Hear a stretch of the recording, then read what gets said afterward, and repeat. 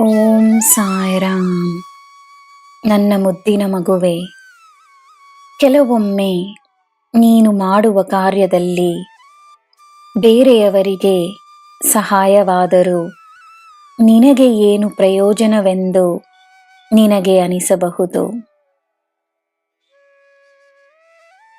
ನೀನು ಒಪ್ಪಿಕೊಂಡಿರುವ ಕಾರ್ಯವನ್ನು ಪ್ರಾಮಾಣಿಕವಾಗಿ ಮಾಡಿ ಮುಗಿಸಬೇಕೆನ್ನುವುದು ಮಾತ್ರವೇ ನಿನ್ನ ಉದ್ದೇಶವಾಗಿರಲಿ. ಅದನ್ನು ನಾನು ನಿನಗೆ ನೀಡಿರುವ ಕಾರ್ಯವೆಂದು ಭಾವಿಸಿ ಸಂತೋಷವಾಗಿ ಮಾಡು.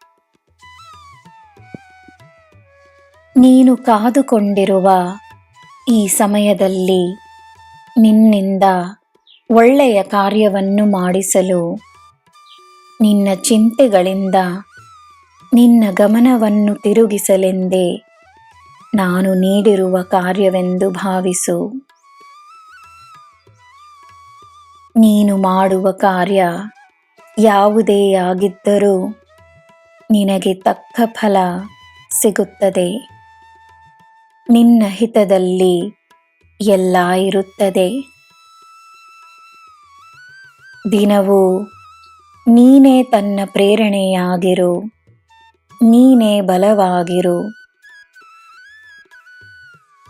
ನಾನೆಲ್ಲಿ ಹೋಗುವುದು, ನೀನಿರುವ ಸ್ಥಳವೇ ನನ್ನದು.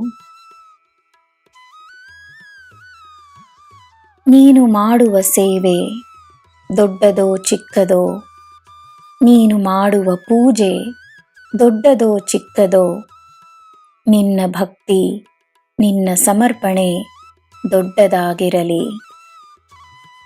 ಯಾರು ಏನೇ ಹೇಳಿದರೂ ನೀನು ಮಾಡುವ ಕೆಲಸದಲ್ಲಿ ನಿನಗೆ ತೃಪ್ತಿ ಇರಲಿ.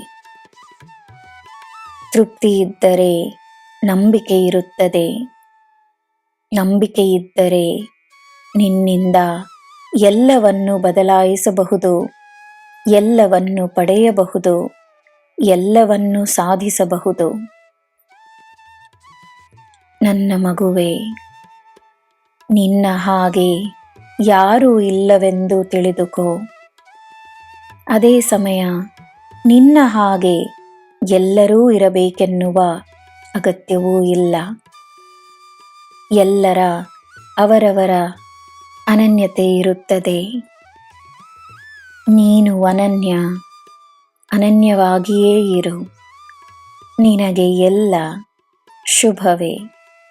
ಜೈ ಸಾಯಿರಾಮ್.